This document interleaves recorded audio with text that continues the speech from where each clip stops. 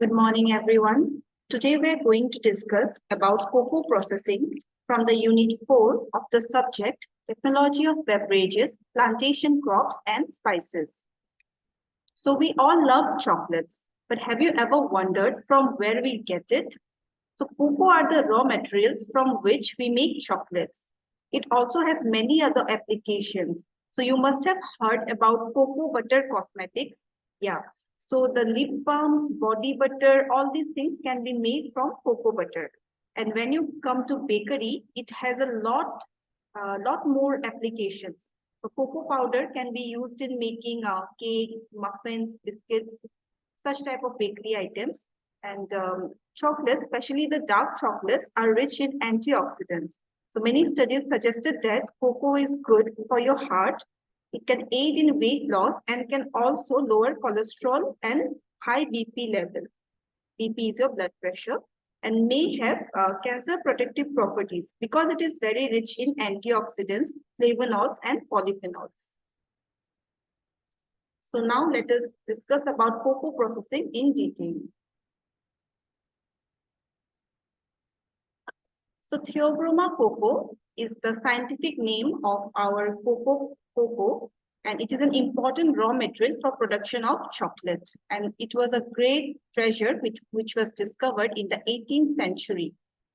So its native belongs to the Amazon base of South America.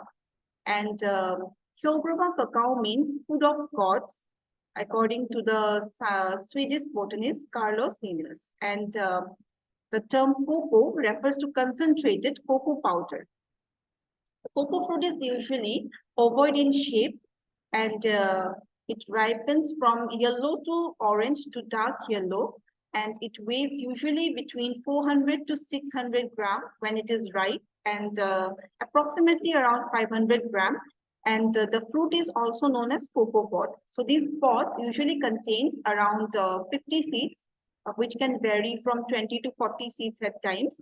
And these beans means the seeds are usually called as beans also, and they are embedded in a white kind of pulp, which is sweet. So when the fruit is immature, it is green, and when it ripens, it becomes yellowish or orangish. And some kind of varieties are also there, where the fruit is around, right, like your purple or red wine in color, and it usually takes around 167 days in average for the fruit to ripe. The seed shape of the cocoa is around 2 to 3 cm in length, and it is mainly from ellipsoid to ovoid kind of structure. It is covered by a white pulp that has acid sweet taste. And the cocoa seeds are very sensitive to temperature changes, and it can die in a short time when it suffers from dehydration. The raw cocoa is bitter and it is devoid of any chocolate flavor. The original taste, flavor, and the color of the chocolate are due to the different kind of chemicals that are developed during the processing of the cocoa. And this processes includes your drying, roasting, conching, then fermentation, all these things. How exactly a cocoa plant looks like. And the cocoa is a tropical evergreen tree, which is grown for its edible seeds. And it is an evergreen tree in the family Malvaceae. So you can see here, the cocoa fruit is usually yellowish, orangish, and kind of dark purplish and kind of reddish too. So it has different types of color. And when it comes from a different type of regions.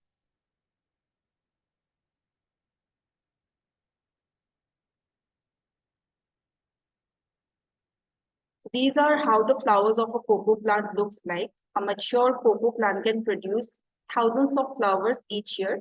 These flowers are very tiny, like around 1 to 2 cm in diameter. And this flower usually grows in clusters. And it can be like it can grow in the trunk of the tree or in the large branches of the tree. So the cocoa flower is very unique because it has no smell. These are how the cocoa pods looks like. You can see here the cocoa pods covered in a white kind of pulp, and you can see the different kind of color in which we get the cocoa pods. And these are the three type of cocoa pods with their flavor characteristics. So you can see when it is green, so it has your smooth, it is the best variety with rounded smooth chocolate taste. When it is yellowish, it has a medium alkaline with bitterness and light chocolate taste. And the reddish is strongly alkaline or acidic, and it has bitter and low chocolate flavor until fermentation. And it is mostly grown in Brazil, which is a best choice for your cocoa powder. And sometimes this pods, the color of this one, which varies according to the color of the pods, these are mixed sometimes to get that unique kind of flavor for your chocolates. So this cocoa bean is the dried and fully fermented bean of Theobroma cacao, from which cocoa solids and cocoa butter are extracted. So these are the basis of a chocolate.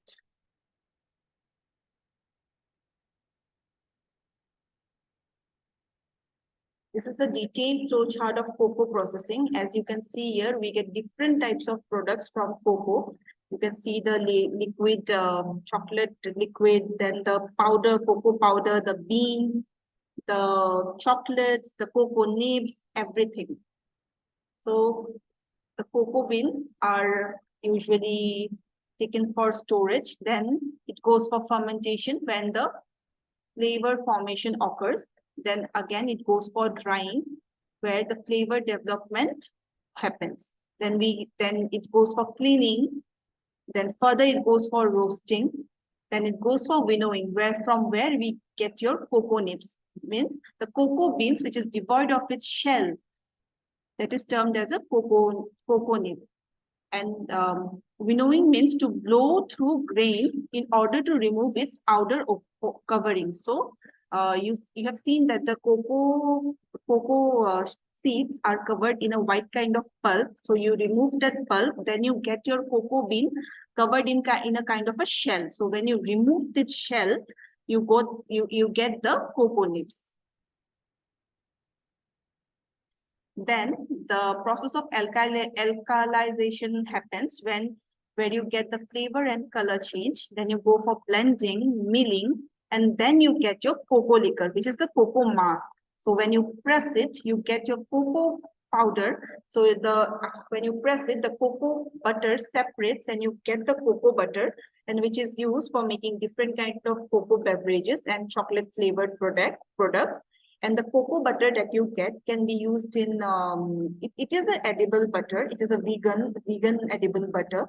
And it can be used in different processes. So this butter can be used to make chocolates along with the cocoa powder. And then it has many different kind of cosmetic applications as well. And if you go for conching instead of pressing, you get your chocolate, the cocoa chocolate. And here in the note, you can see that conching is a process used in the manufacture of chocolate, whereby a surface scraping mixture and agitator known as a conch evenly distributes cocoa butter within chocolate and may act as a polisher of the particles. So during conching, the tiny particles of solids, which are like your cocoa, sugar, and milk, acquire a more uniform shape to be coated evenly with cocoa butter, and this gives the chocolates its unique viscosity, flow, and textural properties, and which are very much important for chocolate making. This is the steps involved in cocoa processing. So you get your beans, you clean them, roast them, crushing and peeling is done. Then you grind them, from which you get your cocoa mass and liquor. So then you go for your pressing, where in one side you get your cocoa butter or cocoa oil, and one side you get your cocoa cake. So when you get the cocoa cake, you go for crushing it, and finally you get your cocoa powder. So you have to crush it twice. So first you go for coarse kind of crushing, then you go for the finer kind of crushing, and finally you get your cocoa powder. And the oil that you get, you filter it, you cool it, and then you get your cocoa butter. This is the schematic of your cocoa processing. So here you can see the beads in the the beans embedded in the pod from the tree. Then you harvest your cocoa fruits. Then you cut the cocoa fruit. You see the beans embedded in the pulp, white kind of pulp. Then you get your beans. So these beans are devoid of its shell. Then you go for get your cocoa liquor or cocoa mass. So then here you can see you get your cocoa cakes, from where finally you separate the cocoa butter and the cocoa powder. So this is again your processing of your cocoa beans described in two different parts. And here are some facts about cocoa butter. So raw cocoa butter is usually been fermented, and it is vegan friendly. It makes up roughly half of the cocoa beans weight. It is organic, and natural cocoa butter is much more fragrant than its deodorized sibling. And cocoa butter is the pure fat that is derived from cocoa beans used in cooking, baking, and cosmetic. So in the first part of cocoa processing, here, as we have discussed earlier, you have seen it. So we get the cocoa beans, then roasting, filling is done, and we get the cocoa mass, then we store it. So for that is the final raw material processing. So the further processing you do it for getting your chocolate, cocoa butter and cocoa powder. So you take the stored cocoa mass, you grind it, crush it, you get your cocoa paste, then you get your cocoa butter and cocoa cake. When you crush the cocoa cake, you get your cocoa powder, which can be packed, and then the cocoa butter can be stored, which can be used in making different kinds of chocolates, or it has cosmetic applications as well. This is the different products made from cocoa. Here you can see, you can get the cocoa beans, you get your cocoa nibs, cocoa liquor, cocoa powder, cocoa cake, and cocoa butter. So you get so many different types of product from a single fruit.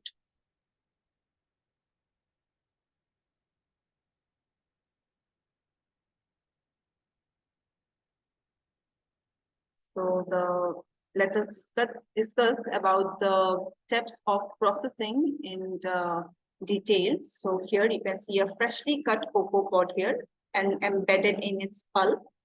So the first step is growing and harvesting. There are many steps involved in the processing of cocoa, from harvesting to commercial processing. First is growing. So these trees usually grow well in tropical areas, and it may be vulnerable to various kind of rots and fungal diseases. So you have to take care of it. And the cocoa tree has large and lengthy kind of leaves, which is like it has large pods which grow on the branches and as well as in the trunk of the trees. So it usually bears its fruits from its third year till the 20th year, and the flowers takes around 5 months to develop into cocoa pods. And as you have seen earlier, the color of the pods can range from yellowish, greenish, bright red, golden yellow, or purplish. And this pods grow straight out of the trunk, and ripe pods are oval in shape with sharp edges, and it usually possesses around 40 to 60 beans embedded in the white pulp. So when the pod turns to golden yellow, or including upon the area, means the place where it is grown, it will turn into a bright kind of color like golden yellow or brightish kind of purplish reddish, and it indicates the correct stage of harvesting it. So harvesting of the pods is done usually based on when you see that the color of the pods has changed from greenish to golden yellow or purplish, and you can say that it is now ready for picking. So the pods are harvested by cutting with knives, and then you can go for extracting the cocoa seeds. So you can see that the cocoa pods usually contains 20 to 40 flat or round almond-shaped bins in a pod, and it is varying in thickness from 0.5 to 1.27 inches. And it also varies with the species, because depending on the species, you will get, like if you are getting 20 seeds or around 40 seeds inside your cocoa, say, cocoa pod.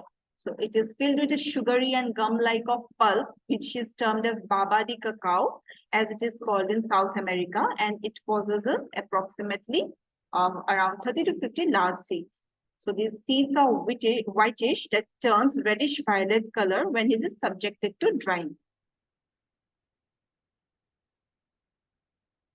So opening of the pods. For removal of the beans, the mature pods are opened within 1 week to 10 days after harvesting. Then the process of curing is done, and curing is the combined process of fermenting and drying. So when after harvesting and opening the pods, you have to put them for fermentation, and subsequently you have to do the drying process as well, and both these combined process is known as curing. This fermentation process usually ranges from 5 to 7 days, usually a week, and which is followed by immediate drying. And there is a small note where you can see curing is a technique for preservation of edible food material. It involves storing the material in a prescribed condition immediately after harvest. So when you go for fermentation, you have to split the pods with very much care that you do not cause any damage to the pods inside. The pods and the pulp are removed, and it is collected in a form of conical heap on banana leaves. There are around four types of fermentation processes, but usually what they do is they usually follow this heap method of fermentation, and it is done mostly on banana leaves. So when the heap is complete, the leaves are folded over to cover the heap fully, the heap of the pods. And this step initiates the fermentation process, and it usually gets completed in 6 days. And the atmospheric bacteria and yeast, these microbes, they feeds on the sweet pulp that is around the beans. Okay, and that way fermentation process is being carried out with our atmospheric microbes, and the yeast that will feed on the sugar around the pulp and convert it into ethanol.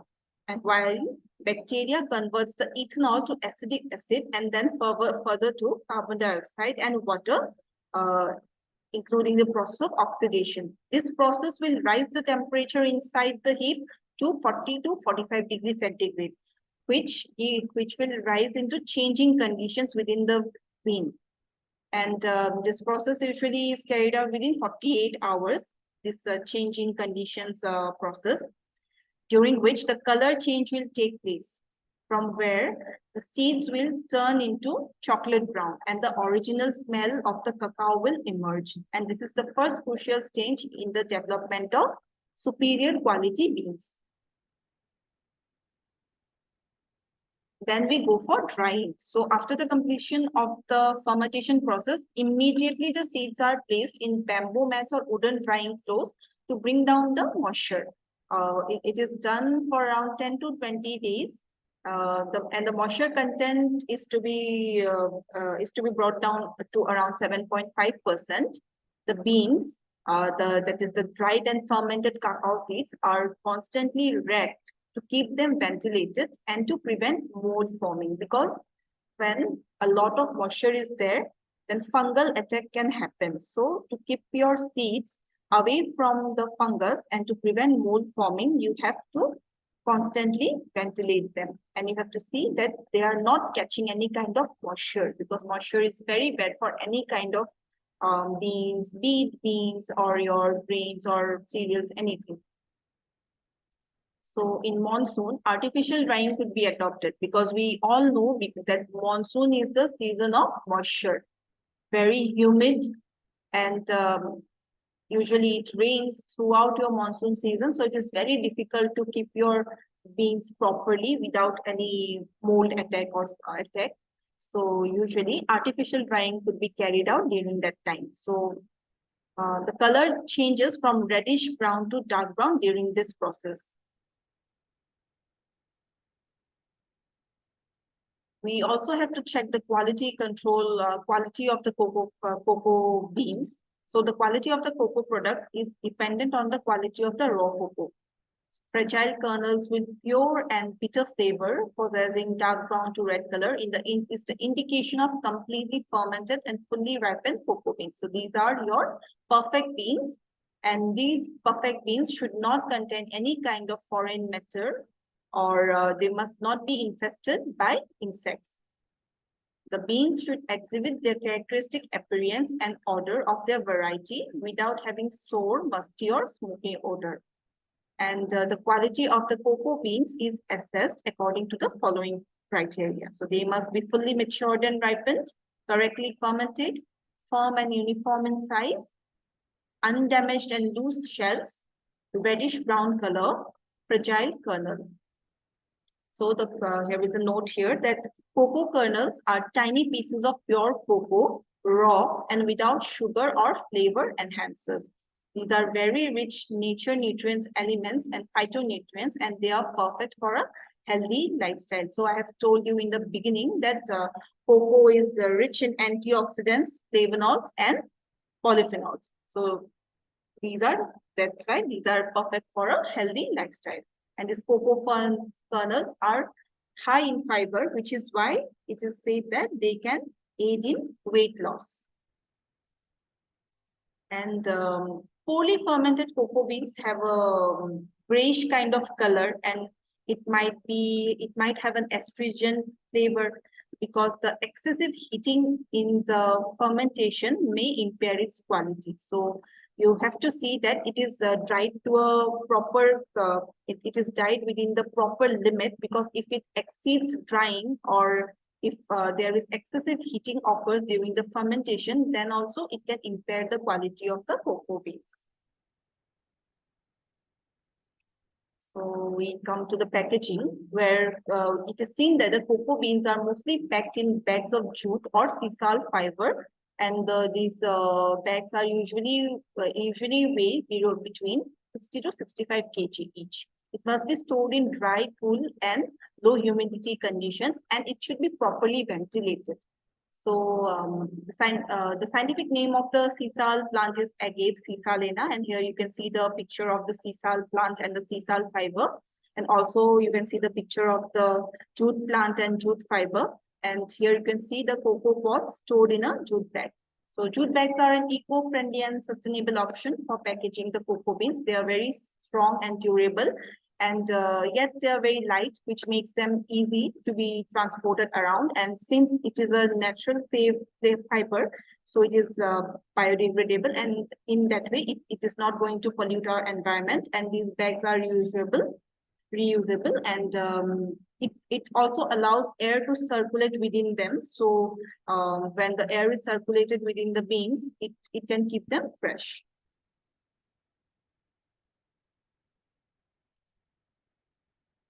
So that we come to the modern manufacturing now. Now this cleaning and grading is the first step here. So the cacao beans are sent for chocolate processing after undergoing fermenting and drying.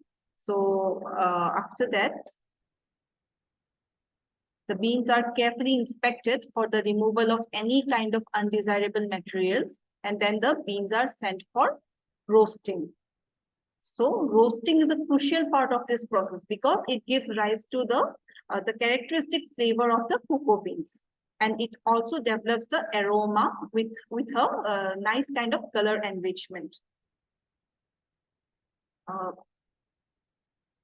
A lot of changes takes place when roasting of the beans carries out. That is, the bean loses moisture, the nib color turns dark, and breakdown of amino acids and protein takes place, and the shell loosening happens. Then volatile acids and other substances that contribute to acidity and bitterness of the beans are lost heavily, because these beans, when you take it as is, they are very bitter. But when you have to use it for making chocolates, you have to remove at least some part of the bitterness of the beans. So as you can see here, when you go for roasting, the bitterness, most bitterness part of the beans are lost, and that is how you get your chocolates.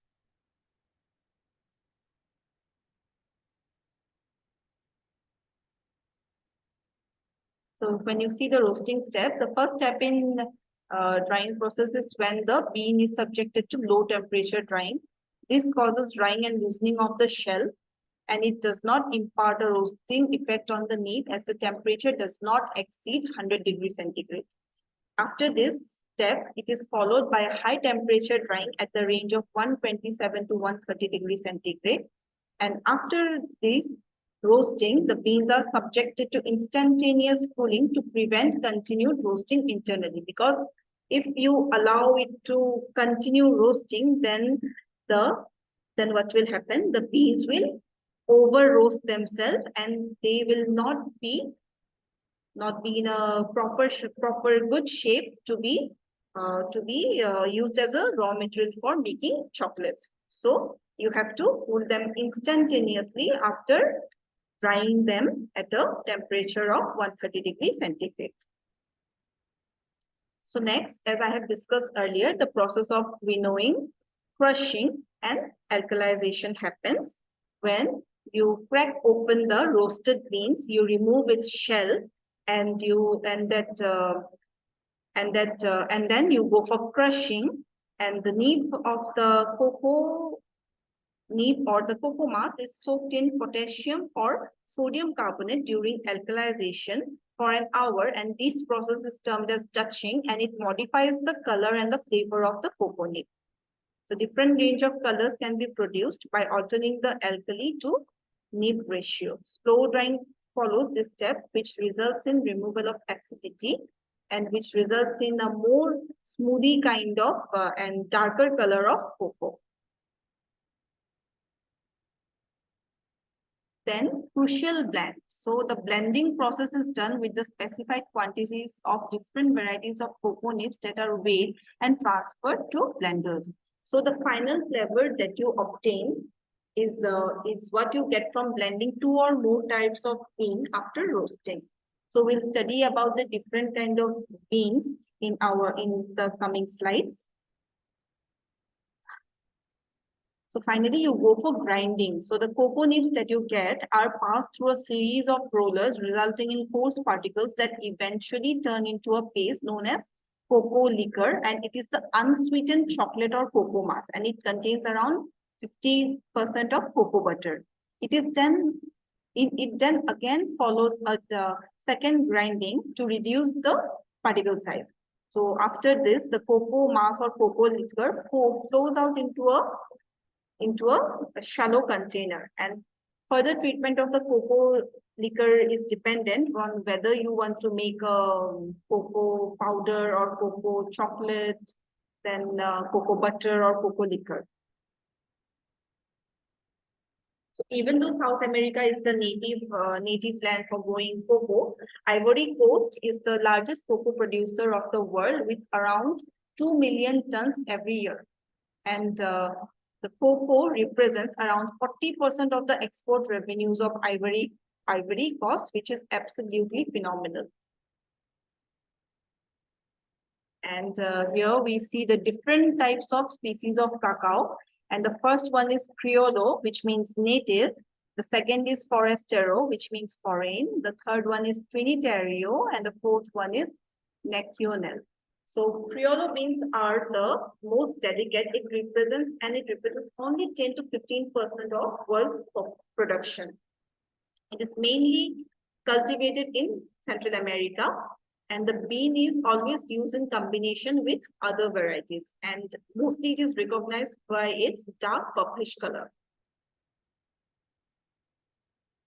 Second comes the Forastero beans, which are much higher yielding variety, and it is much harder also. It is grown in Brazil and Africa, and it accounts for around 80% of the world's total production of cocoa. It has a stronger and bitter flavor, and it is used for blending of the different varieties of cocoa beans. Trinitario beans are the hybrid of your Forastero and Criollo beans. And Nacional beans are a rare variety of cocoa beans found only in the areas of South America, in some of the areas of South America. And here you can see that the kind of beans, Some are like 100% white beans, and some you can get your pods like your 40% white and 60% purple beans you might get in the pods of the natural beans. The world cocoa trade markets broadly has two types of cocoa beans, which is fine or flavored beans or bulk or ordinary beans. So these fine or flavored cocoa beans are obtained from Criollo or Trinitario varieties of cocoa varieties, while the bulk cocoa beans are received from the Forastero trees. These are the different types of cocoa products which you get. So cocoa liquor. So cocoa butter and cocoa powder is produced from the cocoa liquor. This is the basic raw material, and it is made up of around 50% of the fat. The flavor of the cocoa liquor is governed by important factors like the type of the cocoa bean, the growing conditions of the cocoa seeds, the flavor development, and the bean quality and type. For its packaging and storage, so the cocoa liquor is usually in the liquid form. So it is maintained at around 55 to 65 degrees centigrade, and protection against direct sunlight and other heat radiation is important during its transportation, or it will result in damage. And it's mandatory to store it in a cool temperature of 15 to 20% degree centigrade and at a dry place in dark conditions during transportation. Then you can see the cocoa butter. So there are various methods to get the cocoa butter extraction from the whole beans. And you use extrusion, expeller, or skew presses for that. And the extracted butter is kept in liquid or molded form mostly. And cocoa butter is stored in properly insulated tanks. And during transportation, a temperature of around 60 to 75 degrees centigrade is maintained. Then cocoa powder. So this is a major product from cocoa. You must have seen cocoa powder packages, packs or containers in any kind of supermarkets. Mostly the bakery people usually buy that for making different kinds of for making different kinds of chocolate based bakery items or your chocolate cakes. They usually add cocoa powder into that. So since this is a major product from cocoa, so there are around 4 types of cocoa powder. And the first one is Dutch processed cocoa powder. The second one is low fat and high fat cocoa powder. The third one is natural cocoa powder. And the fourth one is single origin cocoa powder.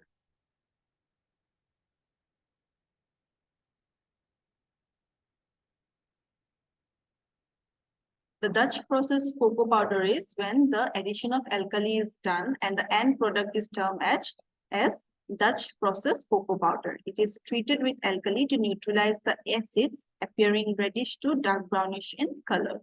So alkalized cocoa powders tend to be smoother and darker in color. Low fat and high fat cocoa powder are the ones when most of the cocoa butter is removed when the cocoa cake is pressed. The amount of fat present in the cocoa powder determines the type of powder. And high-fat cocoa powders contains cocoa butter in the range from 18 to 24, whereas low-fat cocoa powder contains it in the range of 10 to 12%. Natural or non-alkalized cocoa powder renders a bitter taste and gives highly intensified chocolate flavor to baked products. Single origin cocoa powder are made from cocoa beans grown in a single specific country, region, or even plantation. So the chocolate made from it is from one variety of cocoa harvested in that specific region. For the storage and packaging, so this cocoa powder is highly hygroscopic and is vulnerable to foreign odors. So proper packing and storage of the product is very much essential for maintaining the quality, and this is very much needed for the shelf life of the product. If you want to extend the shelf life of your cocoa powder, you have to see that it does not absorb moisture from the surroundings. Like after using the cocoa powder, you have to seal your container or tightly pack the package of the cocoa powder if it is in a packet form. So hygroscopy here means that a subject that has the ability to absorb moisture or water from the surrounding environment.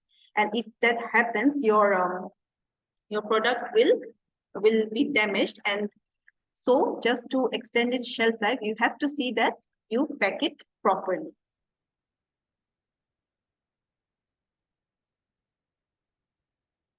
So that will be all for today. Thank you.